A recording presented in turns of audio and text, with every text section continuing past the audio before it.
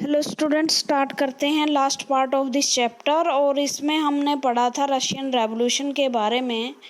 और Russian revolution के बाद रशिया की स्थिति क्या हुई, क्या क्या चीज़ें वहाँ नए रूप में इम्प्लीमेंट की गई, इकोनॉमिक गतिविधियाँ क्या रही। तो दो चीज़ें तो मेन थी उसके बारे में। एक तो था कि वहाँ पर कलेक्टिविज्म को अपनाया गया खेती में। मतलब खेती अब एक व्यक्ति पर्सनल नहीं करता था, अब खेतों को जोड़कर बड़े बड़े खेत बनाए गए। कलेक्टिव रूप से उन पर खेती करते थे लोग, जिसे सहकारी खेती कहा जाता था, सहकारी कृषि कहा जाता था। उसका लाभ भी पूरे गांव को या पूरी कोऑपरेशन को मिलता था। दूसरी एक प्लांट इकोनॉमी अपनाई गई इंडस्ट्रीज़ में। और इंडस्ट्रीज़ में भी क्या किया गया, जो प्राइवेट इंडस्ट्री थी वो लोगों से छीन ली गई थी और उन पे सरकारी कंट्रोल हो गया था। लेकिन एकदम से जो जनता थी वो उसे स्वीकार नहीं कर रही थी। जगह जगह इसके बारे में विरोध हो रहा था और सरकार को ज़बरदस्ती ये चीज़ें अपनाने के लिए दमन का सहारा लेना पड़ा था।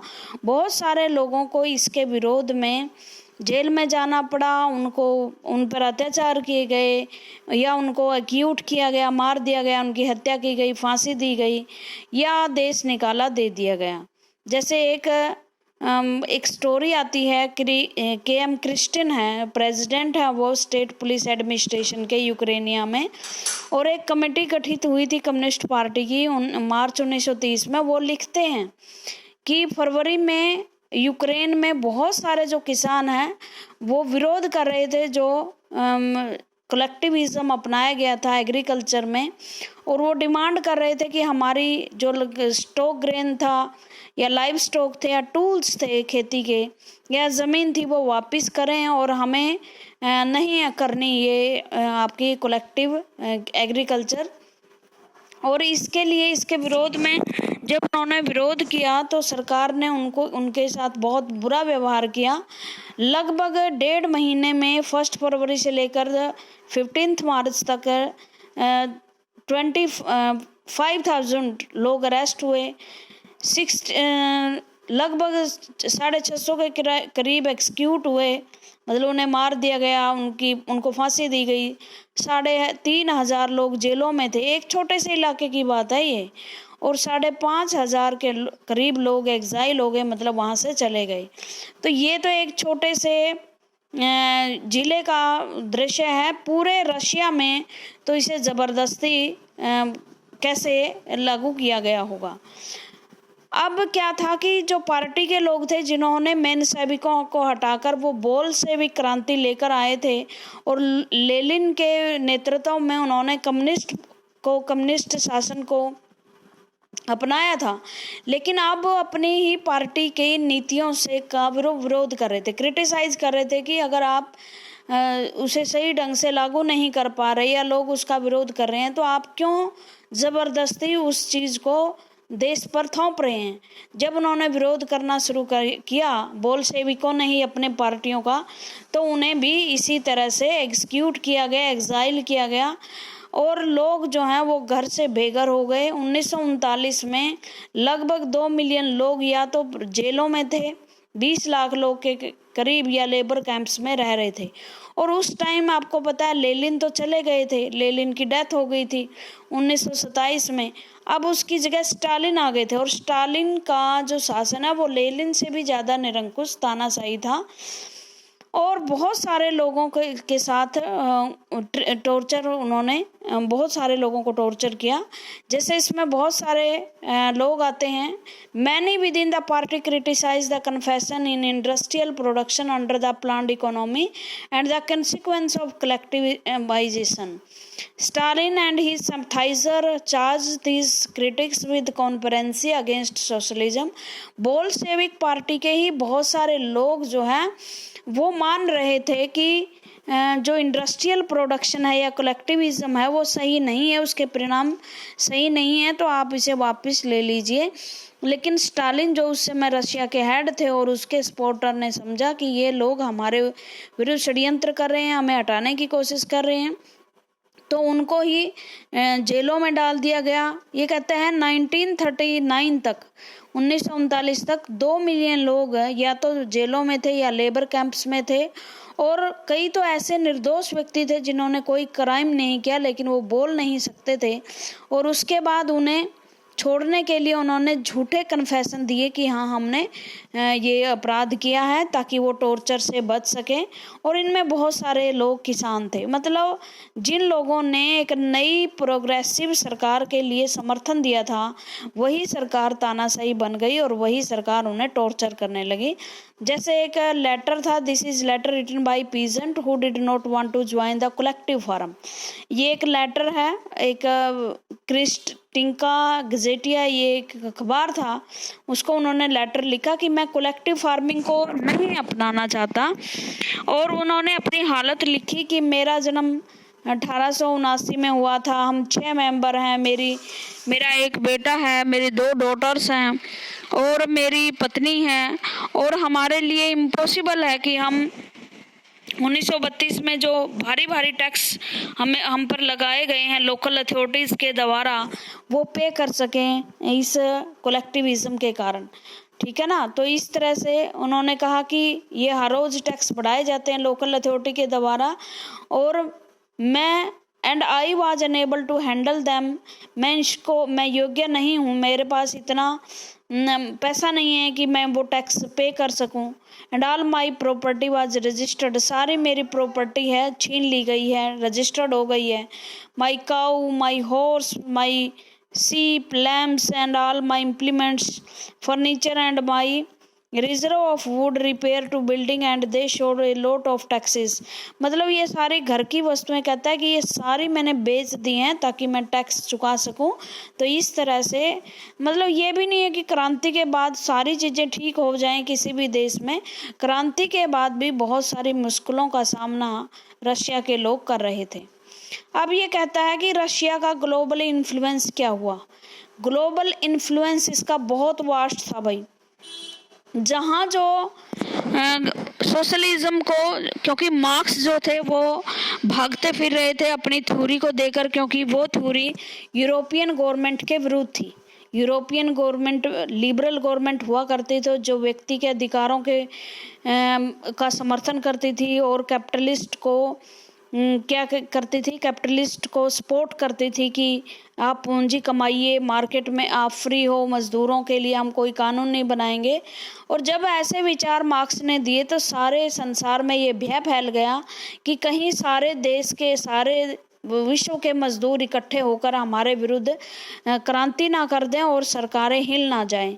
लेकिन रशिया एक पहला देश था जहां कम्युनिस्ट लोग ना केवल क्रांति करने में सफल हुए बल्कि उन्होंने शासन भी स्थापित किया। ये पहला देश था जहां कम्युनिस्ट जो है शासन वो धरती पर उतरा। सारे विश्व में ये भय फैल गया क्योंकि रशिया एक बड़ा देश था और जल्दी जल्दी ताकतवर बन रहा था। हर तरह के कारखाने वहां लग गए थे, तो इसका विश्व पर बहुत ज़्यादा प्रभाव पड़ा। और 1950 से लेकर 1990, बल्कि आप ये कहो 1945 से लेकर 1990 तक तो ये अमेरिका का राइवल रहा है सख्त पावर में।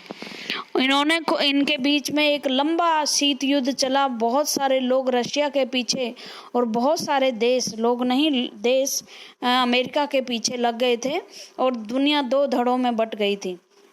दुनिया का ऐसा कोई देश नहीं है जहां पर कम्युनिस्ट सरकार वो पार्टियां ना हुई हों और उन्होंने अपने देश के लोगों का विरोध ना, अपने देश की सरकारों का विरोध ना किया हो। भारत में भी बहुत तरह की कम्युनिस्ट पार्टियां हैं। हालांकि हमारी कम्युनिस्ट पार्टियां धीरे धीरे इलेक्शन सिस्टम को अपनाने लगी हैं। तो इस तरह से सोशलिज्म जो है हर देश के अनुसार नया तो है, बट हर देश में इसका फैलाव बहुत तेजी से हुआ एग्जिस्टिंग। और ये लगने लगा कि इतनी सारी जो बुराइयां हैं, जैसे उस टाइम 1930 या 20 में जब ये फैला तो उस टाइम मजदूरों की हालत खराब थी, किसानों की हालत खराब थी, देश गुलाम थे, गोरे काले का भेदभाव बहुत ज़्यादा था। मतलब ऐसा था कि जो सोसाइटी 2 वर्गों में बटी हुई थी। एक वर्ग ऐसा था जो शोषण कर रहा था, चाहे वो किसी भी रूप में था, चाहे वो मजदूर और पूंजीपति के रूप में था, चाहे वो लैंडलॉर्ड और किसान के रूप में था, चाहे वो यूरोपियन देश और एशियन देशों के बीच में था। जैसे यूरोपियन देशों ने एशिया के देशों को गुलाम बनाए हुए थे, वो उसका शोषण कर रहे थे। तो एक तरफ शोषित थे, एक तरफ शोषण करने वाले थे, और सभी को ये लग रहा था कि साम्राज्य जो सोशलिज्म है ये सारी बुराइयों की को खत्म करने वाला है। जैसे हमारे देश में बहुत सारे जो लीडर थे, भगत सिंह वगैरह, वो भी इस चीज से प्रभावित थे। नेहरू जी खुद एक बड़े समाजवादी थे, रशिया गए थे, तभी भारत की बहुत सारी नीतियां रशिया से मिलती जुलती हैं। Existing socialist parties in Europe did not wholly approve the way of Bolshevik took power।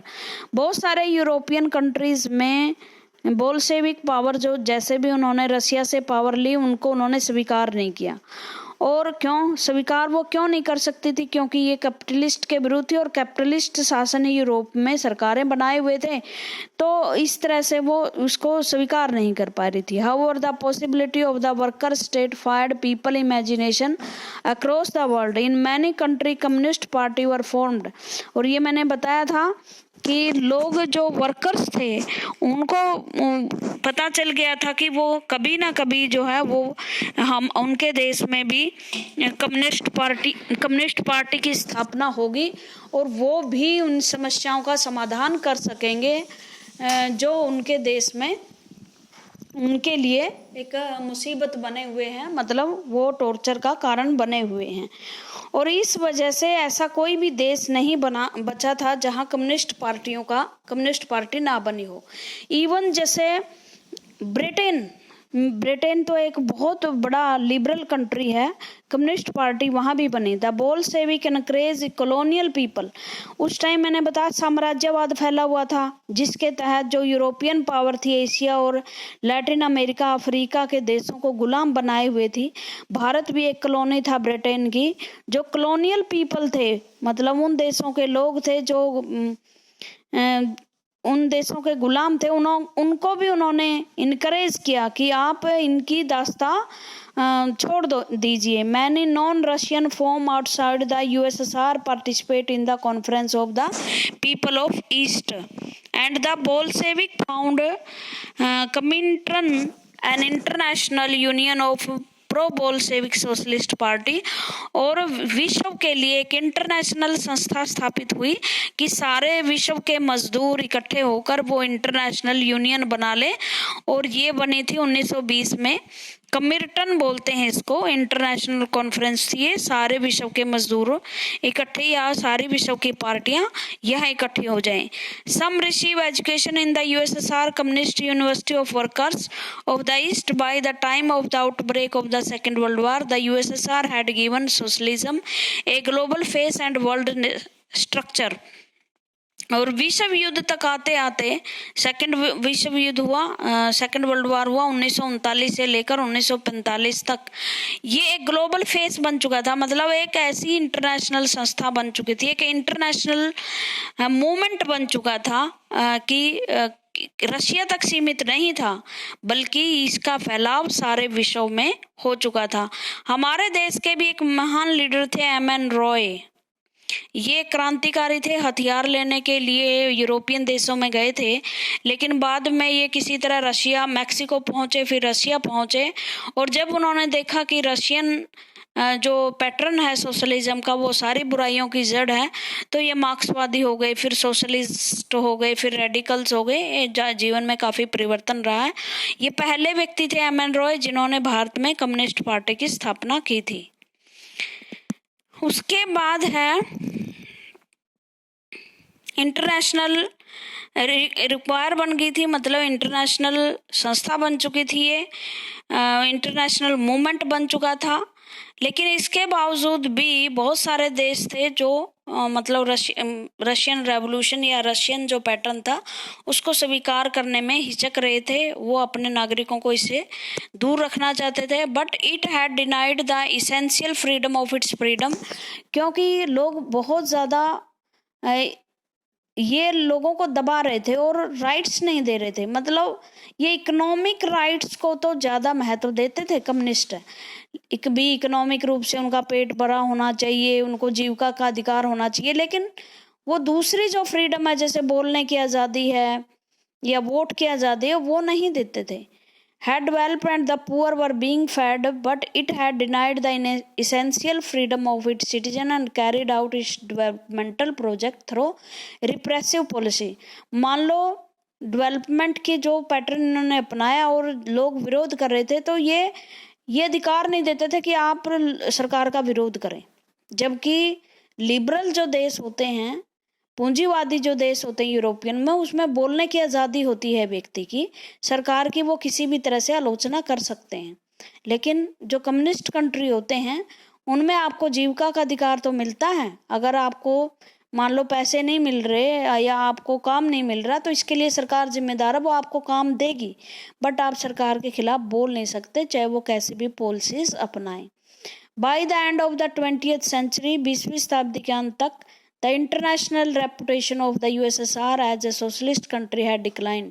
लेकिन मैं ये बात आपको बता दूं, 1990 तक मैंने कहा था कि अमेरिका के साथ इसका शीत युद्ध चलता रहा।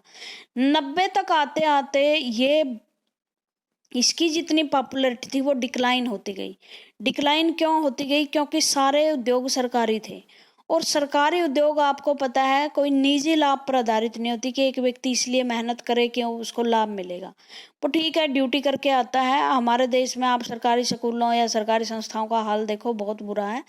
तो यूएसएसआर में भी यही रहा, क्योंकि वहाँ सारी चीज़ें सरकार के कंट्रोल में थी, व्यक्ति को कोई ज़्यादा अपना विकास करने का मौका नहीं मिल रहा था। और आपको पता ही है, फ्रीडम नहीं मिल रही थी, ऑपरेशन काफ़ी था, दमनकारी नीतियाँ थी, जो अधिकारी थे वो काफ़ी भ्रष्ट हो चुके थे, लोगों को कुछ पता नहीं चल रहा था कि सरकार क्या कर रही है, किस बेस पे कर रही है। तो इस तरह से लोगों में, और जो रशिया के साथ 15 देश मिले थे उस टाइम, बहुत सारे देशों के नाम आए हैं पीछे, वो अब आज़ाद होने की कोशिश करने लगे और कहा कि सोशलिज्म से हमारा पेट नहीं भरेगा। सोशलिज्म की एक बुराई ये थी कि ये ग्लोबलाइजेशन की प्रक्रिया से नहीं जुड़ता। ग्लोबलाइजेशन की प्रक्रिया का मतलब होता है आप बाहरी मार्केट में सामान नहीं बेचते, और बाहरी सामान जो है आपके यहाँ नहीं आता। इस वजह से आपके देश में जो विदेशी मुद्रा का भंडार है वो कम रह जाता है। हमारे देश में भी 1990 तक हमने सोशलिस्ट पैटर्न को अपनाया। सरकारी चीज़ें हमारे यहाँ ज़्यादा हुआ करती थी, इंडस्ट्रीज, कंपनीज सब सरकारी होती थी। हमने रशिया से हम बहुत प्रभावित थे, लेकिन 1990 में ऐसी स्थिति आ गई क्योंकि हमारे पास 7 दिन का भी करेंसी बची नहीं कि तेल का चुकाएं हम कैसे। और इस तरह से पीवी नरसिंह महाराव एक हमारे प्रधानमंत्री थे, बहुत ही समझदार थे, और उस टाइम हमारी इकोनॉमी बिल्कुल डूबी हुई थी। और जो ये मनमोहन सिंह जो अभी प्रधानमंत्री रह के गए, ये उस टाइम वित्त मंत्री हुआ करते थे। तब हमने ये सोशलिज्म पैटर्न छोड़ के प्राइवेटाइजेशन को अपनाया कि भाई प्राइवेट चीज़ें कर दी जानी चाहिए, प्राइवेट उद्योग लगे। और दूसरी बात हमने अपनाया लिबरलाइजेशन। लिबरलाइजेशन का मतलब होता है कि अब जब आप उद्योग लगाओगे तो सरकारी परमिट और लाइसेंस की ज़रूरत नहीं है। जबकि पहले क्या होता था, 6-6 साल तक लाइसेंस नहीं मिलते थे सरकारी उद्योगों को, तो कोई उद्योग लगा ही नहीं सकता था, और जो सरकारी कर्मचारी थे वो भ्रष्ट हो चुके थे। और एक तीसरी प्रक्रिया हमने अपनाई ग्लोबलाइजेशन की। 3 प्रक्रिया है, प्राइवेटाइजेशन, लिबरलाइजेशन और ग्लोबलाइजेशन। ध्यान से पढ़ना इनको, अगर समझ में नहीं आए तो रीबैक कर लेना। ग्लोबलाइजेशन का मतलब होता है हम बाहर सामान बेचने जाएं, बाहर की कंपनियां हमारे देश में आए, तभी तो फॉरेन करेंसी हमारे देश में आएंगी। विदेशी मुद्रा के भंडार जो डॉलर वगैरह हमें मिलेंगे, क्योंकि डॉलर की हमें ज़रूरत होती है, क्योंकि इंटरनेशनल मार्केट जो होती है उसमें डॉलर ही तो चलता है, आपका रुपया थोड़े नहीं चलता है। आपके पास डॉलर है तो आप सामान खरीद सकते हैं, यूरो है तो आप सामान खरीद सकते हैं, रुपये से नहीं खरीद सकते। तो इसलिए ये 3 चीज़ें रशिया में भी नहीं थी, और रशिया की इकोनॉमी स्टैग हो गई। स्टैग का मतलब वो स्थिर हो गई, ना तो इनके पास पैसे रहे, ना खाने को अनाज रहा, और बहुत सारे देशों से जब ये मिलकर बना था तो जो मिले हुए देश थे उनको लगा कि रशिया अब हमारे काम की चीज़ नहीं रही है, यहाँ काफ़ी ओप्रेसिव शासन है, अब हमें भी प्राइवेटाइजेशन और अमेरिका और इंग्लैंड जैसी नीति अपनाई जानी चाहिए। प्राइवेटाइजेशन, लिबरलाइजेशन, ग्लोबलाइजेशन की प्रक्रिया 1990 में शुरू हुई और लोगों के पास पैसे आए। 1990 में ये देश जो रशिया था, जिसे यूएसएसआर कहते हैं, वो 15 देशों में बिखर गया। आज आप जो रशिया देखते हो वो एक देश है। जो आप अपने पड़ोसी देश देखते हो ना इंडिया के ऊपर, यहाँ चले जाओ, किर्गिस्तान, उज्बेकिस्तान, कजाकिस्तान और यूक्रेनिया, बहुत सारे देश हैं जो इससे अलग हुए हैं, वो आपको मिलेंगे। अब ये देश स्वतंत्र हो चुके हैं, यहाँ सोशलिस्ट शासन नहीं है, यहाँ लोकतंत्र है भारत की तरह से, और इन्होंने इकोनॉमी भी जो दूसरे देश हैं उनके लिए खोल दी है। तो इस तरह से जिस तरह से इसका उत्थान हुआ था यूएसएसआर का, वैसे इसका डिक्लाइन हुआ।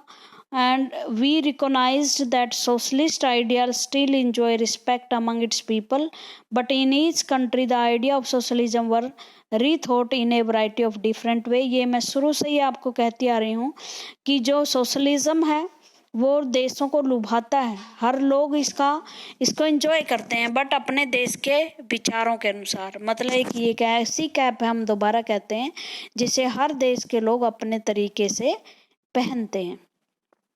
ठीक है। भारत में इसका क्या प्रभाव पड़ा था? भारत में मैंने बताया था कि बहुत इसका प्रभाव था। हमारे देश में तो आज भी communist party of India, socialist party of India बहुत सारी हैं, और बहुत सारे लीडर हमारे, जैसे खुद जवाहरलाल नेहरू 1928 में वो रशिया गए और वहाँ से उन्होंने देखा कि प्लांट इकोनॉमी बड़ा अच्छा काम कर रही है, तो उन्होंने अपने देश में भी प्लांट इकोनॉमी अपनाई। Among those the Russian revolution inspired were many Indian, several attend the communist university। by the mid 1920s the communist party was formed in India। its member kept in touch with the Soviet communist party। बहुत सारे जो लोग हैं हमारे देश में भी Russian revolution से प्रभावित हुए।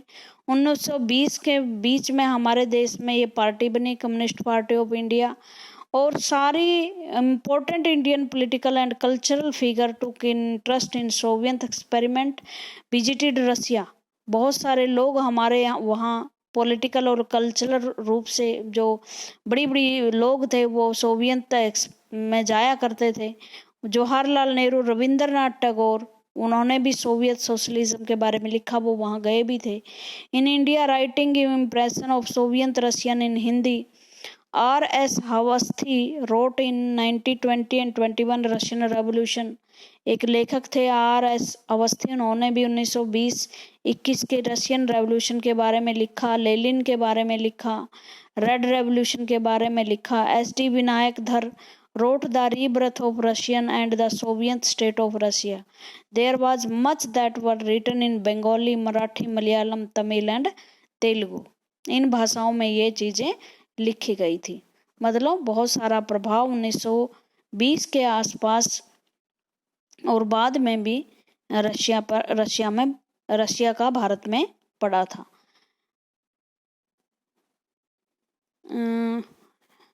उसके बाद जो है रविंद्रनाथ टैगोर ने रशिया में गए थे वो 1930 में, उन्होंने भी काफ़ी तारीफ की है। Moscow appear much less clean than the other European capital, none of these hurrying along the street look smart, the whole place belong to the workers, here the masses have not in least been put in shade by the gentlemen, those who live in the background forays have come forward in the open today। I thought of the peasant and worker in my country, it all seemed like the works of Ghani in the Arabian Nights। Only a decade ago they were as illiterate, helpless and hungry as our masses। वो कहते हैं कि अब स्थिति बहुत ठीक है, भारत के लोगों की तरह इनकी भी 10 साल पहले यही स्थिति थी, लेकिन इन थोड़े से ही सालों में वो काफ़ी इन्होंने जो बहुत सारी इग्नोरेंस और हेल्पलेसनेस थी वो ख़त्म कर दी है। ये चैप्टर ख़त्म हो गया। Thank you very much.